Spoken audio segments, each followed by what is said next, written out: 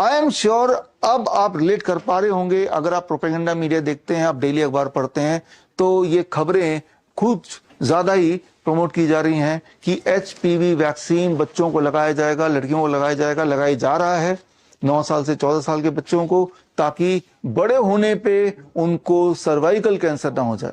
अभी वैक्सीन लगा लो, जब 30 साल 40 साल के हो जाओगे तब आपको सर्वाइकल कैंसर नहीं होगा।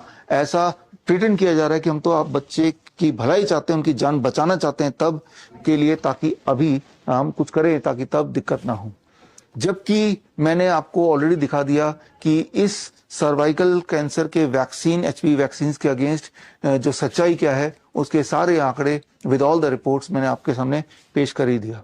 लेकिन इसके बावजूद भी क्यों ऐसा है कि ये प्रमोट हो रहा है अखबारों में, और बड़े बड़े लोग या जिन्हें हम बड़े मानते हैं वो खुल के इसका प्रमोशन कर रहे हैं। अगर आपको अब भी नहीं समझ आ रहा या आप रिकॉल नहीं कर पा रहे हैं प्रोपेगेंडा मीडिया में, या आप मीडिया देखते रही हैं, तो छोटा सा मैं आपको क्लिपिंग दिखाता हूं निर्मला सीतारमण का, जो कि फाइनेंस मिनिस्टर है, किस तरह से HPV वैक्सीन का प्रमोशन कर रही है।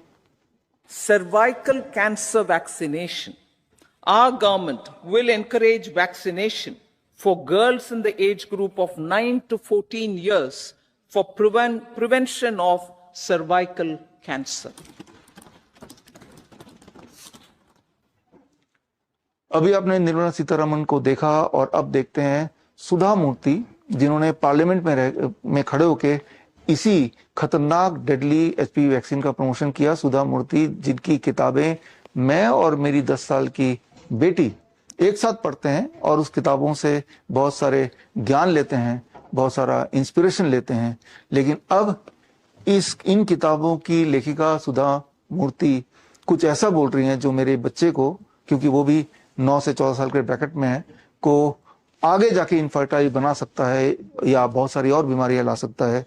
और इसके कंस्पिरेसी का जाने अनजाने, या तो मैं ये बोलूंगा नेकेड एम्प्रेस सिंड्रोम के तहत इसका हिस्सा बन रही हैं, और जो सारे एविडेंस उसको इग्नोर करके, आंख बंद करके पब्लिकली इसको प्रमोट कर रही हैं। और इस चीज से आपको समझ आ गया होगा कि किस तरह से हमारे समाज में नेकेड एम्प्रेस सिंड्रोम जन जन के अंदर एक बीमारी की तरह घुस गया है। There is a vaccination which is given to women, girls between the age of 9 to 14, known as the cervical vaccination, which can, if the girls take that, it can be avoided. May I request that to the House that we should incorporate that vaccination for the benefit of our girls, because prevention is better than cure. अभी तो मैंने बात की दरबारी की, लेकिन अब बात करता हूं कुछ प्रजा की। यहाँ तक कि बहुत सारे डॉक्टर्स जो बड़े बड़े पोजीशन पे हॉस्पिटल्स में हैं, वो भी HPV वैक्सीन को प्रमोट कर रहे हैं, मानो एक अमृत, एक रिवोल्यूशन आ गया है। लेकिन इस बीच शायद आज भी थोड़े से ऐसे लोग हैं हमारे देश में जो उस बच्चे की तरह हैं, उस बच्चे की तरह जो सच बोलने की जिन्होंने कसम खाई है। उनमें से एक ग्रुप का नाम मैं लूंगा, अवेकन इंडिया मूवमेंट। तो उन्होंने जब ऐसे डॉक्टरों को HPV वैक्सीन प्रमोट करते हुए देखा, तो उन्होंने इन्हीं में से कुछ डॉक्यूमेंट जो उन्होंने तैयार किए हुए थे डॉक्टरों को जब पेश किया कि इसके एविडेंस तो कुछ और कह रहे हैं, इसके एविडेंस तो ठीक उल्टा कह रहे हैं। तो देखिए, जब उन डॉक्टरों से कन्फ्रंट हुआ तो वो नेकेड एम्पर सिंड्रोम से ग्रस्त वो डॉक्टर जो HPV वैक्सीन प्रमोट कर रहे थे, तो तब उनका जवाब क्या होता है, जरा इस क्लिपिंग को देखिए। ये जो वीडियो आया था उसमें लिखा था कि हमारी बच्चियों को आगे जाके प्रेगनेंसी नहीं होगी, उनकी ओवरी फेल होगी। There is no association with ovarian failure documented in the study. Yeah, ma'am, I have a question. Here you have mentioned that it does not affect fertility in women, the HPV vaccine. So, whereas the Cervavax product insert itself is mentioning that no human studies have been done on fertility. Pregnancy, or you're trying to be pregnant, the vaccine is not to be given. Lactating mothers, no data has been done.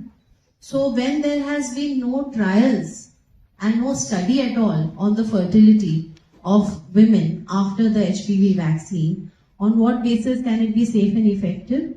Secondly, worldwide there has been a major compensation program, because after vaccination, HPV vaccine, there has been ovarian failure. It is a recorded major compensation has been given for ovarian failure after the HPV vaccine. And whereas this Cervavax product insert says there has been no testing, no studies. What you're saying about there are no longitudinal studies. No studies at That all. is because, for example, when you are, even with COVID, for example, there was so much thinking, does COVID cause menstrual problem? Does it cause problems in fertility? We don't know, because we don't have that much data. So yes, there are not I would absolutely agree with you that we do not have studies. So we need to be a little objective, and we have to look at the greater good. And overall, you have to believe and understand the information properly and then move forward. No, but ma'am, agree. Belief is fine, but it has to be on data, because your claim said that it does not affect fertility, but there has been no studies at all on that. तो अब तक आपको ये समझ आ गया होगा कि किस तरह से अगर प्रजा में, दरबारियों में नेकेड एम्परर सिंड्रोम आ जाए तो किस तरह से वो समाज के लिए नुकसानदेह हो सकता है, जानलेवा हो सकता है, एक खतरा हो सकता है। तो खैर, टू कंक्लूड दिस, आपको सिर्फ ये करना है कि ये journal of royal society of medicine, जो कि 2020 में आया था, इसमें जब से एचपीवी वैक्सीन लॉन्च हुआ तब से लेकर अभी तक का क्या रिजल्ट निकला, वो इसमें रिसर्च रिपोर्ट है। इसे पढ़ लीजिए तो आपकी आंखें खुल जाएंगी, आपके रोंगटे खड़े हो जाएंगे और आपको उसकी सच्चाई पता करना भी, समझना भी आसान हो जाएगा। लेकिन इन सब के बावजूद भी, जबकि इस तरह के एविडेंस बिल्कुल क्लियरली धरातल पे हैं, इन सब के बावजूद भी आज भारत में सीरम इंस्टीट्यूट ऑफ इंडिया, ये वही नाम है जिन्होंने आपको वो 2 खुराक दिए थे जो कोविड के वैक्सीन लगाए थे, जिसकी वजह से अब सच्चाई सामने आ गई। आपको पता ही है कि लोग किस तरह से खड़े खड़े बैठे बैठे दम तोड़ रहे हैं, कार्डियक अरेस्ट, हार्ट अटैक का शिकार हो रहे हैं, जैसा कभी पहले ह्यूमैनिटी में नहीं देखा गया। और अब तो सीरम इंस्टीट्यूट ऑफ इंडिया ने बता भी दिया, एक्सेप्ट भी कर लिया कि हमें पहले से ही पता था, लॉन्च करने से पहले, कि आगे अगले 1-2 साल में यही होने वाला है, लेकिन इन्होंने वो छुपाया। लेकिन प्रॉब्लम उनकी नहीं है, प्रॉब्लम आपकी है, इस देश के नॉर्मल नागरिकों की है, कि जब ये पता चल गया है कि यही कल्प्रिट है और वो मान भी रहा है, तब भी हम में, आप में इतनी हिम्मत नहीं है उस छोटे बच्चे की तरह खुल के बोलें, जागरूकता फैलाएं कि इन पे भरोसा ना करें एंड इनको प्रोसिक्यूट किया जाए। लेकिन आज समाज में वो नेकेड एम्परर सिंड्रोम कूट कूट में हर एक के जहन में बस गया। इसीलिए जब इस टीका का साइड इफेक्ट से आपके परिवारजनों में अगर डेथ हुई या साइड इफेक्ट आपको आए, इसके बावजूद भी मुंह खोलने को, सच बोलने को ना तो तैयार हैं, ना उसको देखने को तैयार हैं।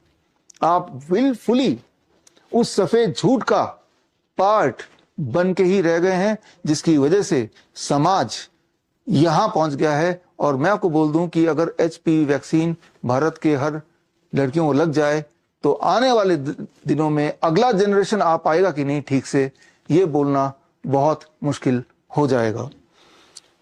यहां पे जब सीरम इंस्टीट्यूट ऑफ इंडिया ने यही एचपीवी वैक्सीन को भारत में लॉन्च किया तो इन्होंने भी ट्रायल किया, क्योंकि ट्रायल पहला स्टेप है कोई भी चीज लॉन्च करने से पहले, मेडिकल चीजों को। ट्रायल का नतीजा अगर आप देखेंगे, इसमें जाके आप ट्रायल का नतीजा देख सकते हैं, ये मैंने पूरा दे दिया इनका लिंक। और ट्रायल का नतीजा ये कहता है कि ट्रायल में जिन लड़कियों ने ये इनका बनाया हुआ एचपीवी वैक्सीन लिया, उसमें लगभग 48%, यानी कि हर दूसरे लड़की को adverse side effect, adverse reaction हुए। एडवर्स रिएक्शन क्या हुए, उसकी जो लिस्ट है वो ये लिस्ट है, और उसकी लिस्ट में अगली लिस्ट ये है, ये 2 लिस्ट है। इसमें आप देखेंगे ये लगभग हर तरह की बीमारियां उनको हो गई, और ये साइड इफेक्ट का ही पार्ट है। और ये 2 साल के ट्रायल में ये सारे साइड इफेक्ट देखे गए। कितने लड़कियों में? लगभग हर दूसरे लड़की में 50%, 48% टू बी वेरी प्रिसाइज। इसके बावजूद भी ये एचपीवी वैक्सीन जो सीरम इंस्टीट्यूट ऑफ इंडिया ने बनाया है, ये वही कंपनी है जिन्होंने आपको 2 खुराक दिए थे, जो आज भी पछता रहे, लेकिन ओपनली आप बोलने को तैयार नहीं। और ये वैक्सीन भी अब पूरे जोर शोर से प्रोपेगेंडा मीडिया के माध्यम से प्रमोट किया जा रहा है। इसके पीछे का मकसद क्या है? इसके पीछे का बड़ा क्लियर मकसद है। आपको ये समझना होगा कि जैसे मैंने बताया, पिछले लगभग 20 सालों में मर्क कंपनी ने अपने 50 करोड़ से ज्यादा डोजेस एचपीवी वैक्सीन के पूरी दुनिया में बेचे हैं, जिससे उनकी कमाई हर साल की लगभग 30,000 करोड़ से लेके सेल 50,000 करोड़ तक की हुई है। और यहां पे ये भी समझना होगा कि मर्क जो है it has done all this business in partnership with their government. तो इसमें जिसमें सरकार को हिस्सेदारी मिले, एक मोटा रकम मिले, तो सरकार अक्सर आंखें बंद करने को तैयार हो जाती है at the cost of the citizen. और इसमें दोष सिटीजन का भी इक्वली है, बिकॉज आंखें तो आपकी भी बंद है। और मुझे पता है कि आज के इस लेक्चर के बाद सारे सबूत आपकी आंखों के बिल्कुल सामने आने के बाद भी ये आंखें लगभग बंद ही रहने वाली हैं, जब तक कि हमारे देश में चंद्रशेखर आजाद, बाल गंगाधर तिलक जैसे लोग दोबारा जिंदा ना हो जाएं, दोबारा पैदा ना हो जाएं। जबकि ये जो दिखावा किया जा रहा है कि सर्वाइकल कैंसर को हम बचाना चाहते हैं, इससे दुनिया को, देश को बचाना चाहते हैं, बच्चों को बचाना चाहते हैं, ट्रुथ ये है, अगर आप ये रिसर्च पेपर पढ़ें कि जैसे ही बेटर हाइजीन मिलता है, क्लीन वाटर मिलता है, इंप्रूव न्यूट्रिशन मिलता है, इससे सर्वाइकल कैंसर भी और बाकी सारे कैंसर भी अपने आप ही गायब होने लगते हैं। तो यानी कि अगर सही मायने में हमें ये चिंता है कि बच्चों को या बड़े होने के बाद उनको cervical cancer, for that matter कोई भी कैंसर ना हो, तो उसका जवाब भी यहीं पे है, इसी धरातल में। सिर्फ improve nutrition, clean water and better hygiene दे दो, तो उससे ही ये जो कैंसर के चांसेस, फॉर दैट मैटर किसी बीमारी के चांसेस बहुत कम हो जाते हैं। तो अगर तो गवर्नमेंट को या आपको या सोसाइटी को एज ए होल काम करना ही है, तो इस डायरेक्शन में काम करना है। लेकिन इस डायरेक्शन में जब काम करेंगे तो यहाँ पे there is no way to earn money, कमाई का कोई तरीका नहीं है। जितनी सारी बातें मैंने आपको बताई, जितने सारे रिसर्च पेपर अभी तक आपको दिखाए, ये सारे रिसर्च पेपर अगर आपको देखना है, पढ़ना है, समझना है, तो ये सारे रिसर्च पेपर आपको इस लिंक में मिल जाएंगे, vishrup.com/hpv। ये आप जरूर पढ़िए, खासतौर पे अगर आपके घर में छोटे बच्चे हैं 9 साल से 14 साल के। और ये मत समझिए कि छोटे बच्चे नहीं हैं तो आप बच गए।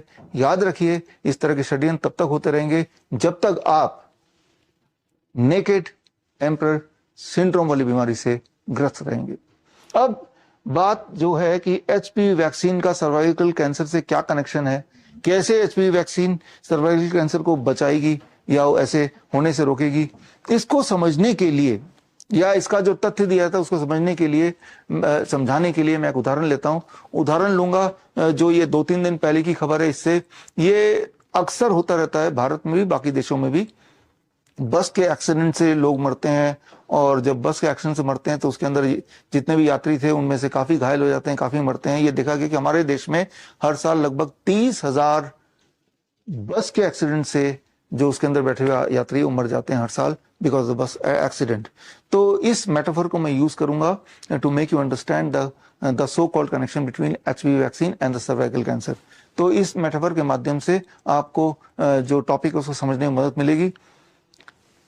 बस के एक्सीडेंट से हर साल 30,000 डेथ होते हैं, लेकिन ये एक्सीडेंट का कारण क्या है ये तफ्तीश करने की कोशिश की गई तो एक सुराग मिला कि ये देखा गया है कि बस में जो बैठे यात्री हैं उनमें अधिकतर यात्री सफेद बाल वाले थे, अबाउट 52% एजम्पशन, राइट। एक एज्यूम स्टोरी बता रहा हूं मैं आपको कि तो एक हाइपोथेसिस बना दिया गया कि बस का एक्सीडेंट इसलिए होता है क्योंकि ज्यादातर लोग यहाँ सफेद बाल वाले लोग बैठते हैं, तो दोनों में कोरिलेशन है। More bus accident because more grey hair people, right. तो इसीलिए सरकार ने एक नियम लागू कर दिया कि बस में वही इंसान चढ़ेगा जिसके बाल काले हैं, और जिसके बाल काले नहीं और बस में चढ़ेगा तो बस में एक बंदा खड़ा होगा, उसके बाल फटाफट काले कर देगा। एक नया ब्लैक हेयर डाई सरकार ने रिलीज कर दिया, और वो पूरे हर जगह हर प्रांत में ये लगाना ही लगाना है। और बस में छुप के बैठेगा एक आदमी ब्लैक हेयर डाई लेके, और जैसे ही उसको कहीं सफेद बाल दिखाई देंगे फटाफट उसको काला कर देगा। लेकिन क्या आपको लगता है सबके बाल काले हो जाएंगे तो बस का एक्सीडेंट कम होने लगेगा? जाहिर सी बात नहीं, right? Correlation is not an association. Just because ज्यादा लोग ऐसे हैं जिनके बाल सफेद हैं, वो बस में बैठते हैं, तो बस का एक्सीडेंट हुआ तो वही रिस्पॉन्सिबल होंगे, ऐसा कोई कोरिलेशन नहीं है. ये तो आपको पता ही चल रहा है.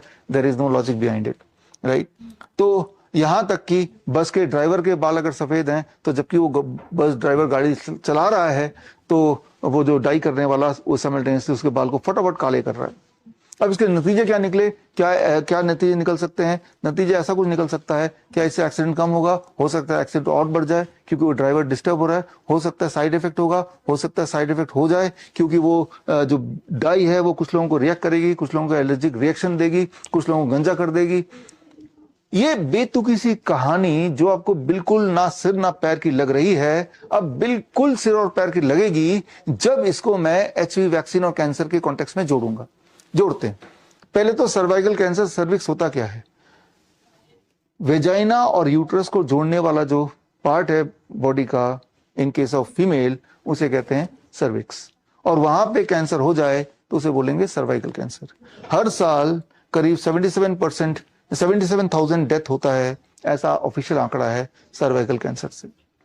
अब जिन लोगों में सर्वाइकल कैंसर से डेथ हुआ, ये खोज की जाने लगी कि वो सर्वाइकल कैंसर हुआ कैसे.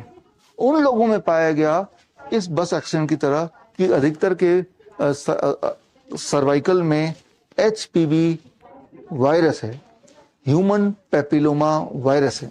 बहुत सारे और वायरस भी हैं, लेकिन ह्यूमन पेपिलोमा वायरस भी है. तो ऑटोमेटिकली ये मान लिया गया कि ह्यूमन पेपिलोमा वायरस ही उस इंसान को सर्वाइकल कैंसर दे रहा है. ठीक उसी तरह से क्योंकि इसमें सफेद बाल वाले लोग भी बैठे हैं, तो जरूर ये सफेद बाल वाले लोगों की वजह से ही मैजिकली एक्सीडेंट हो रहा है. उसी तरह का कोरिलेशन बनाया गया.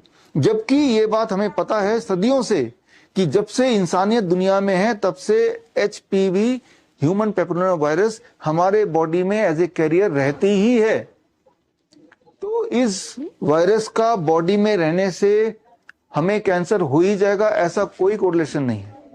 कोरिलेशन सिर्फ इतना है कि हमारी इम्यूनिटी अगर बहुत कम हो जाती है तो किसी भी तरह का वायरस रहेगा तो वो और फैलने लगेगा हमारी इम्यूनिटी कम होते ही, और उससे हम बीमार पड़ते हैं. चाहे वो ह्यूमन पेपिलोमा वायरस की बात करें या इन्फ्लुएंजा वायरस की बात करें या कोरोना वायरस की बात करें, किसी भी तरह का वायरस आप अपने लिमिट से बाहर तभी निकलता है जब हमारी इम्यूनिटी कमजोर हो जाती है.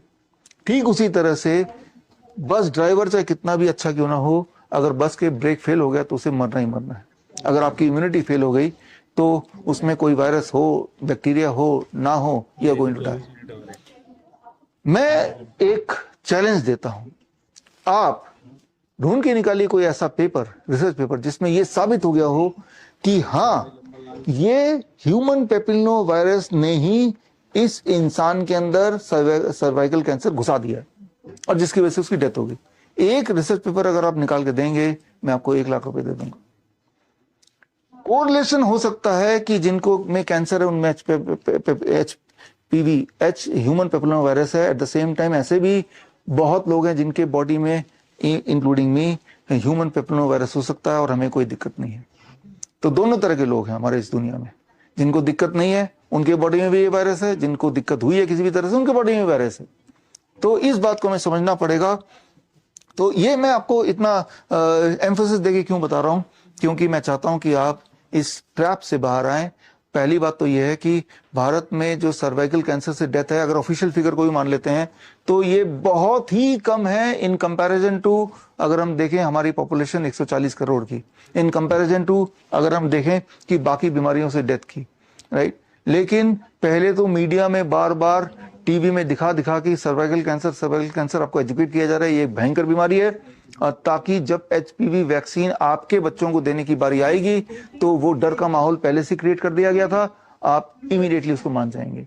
इवन इफ आपने ये सारे रिसर्च पढ़े हैं तब भी that emperor who was naked emperor syndrome के तहत आप अपनी आंख कान नाक बंद कर लेंगे और आप छोड़ देंगे, जो भी हो रहा है हालात के हिसाब से होने देंगे, लेकिन नुकसान आपका नहीं होगा, आपके आने वाले जनरेशन का होगा, और आपके आने वाले जनरेशन खत्म हो गए तो इससे बड़ा नुकसान कुछ भी नहीं हो सकता।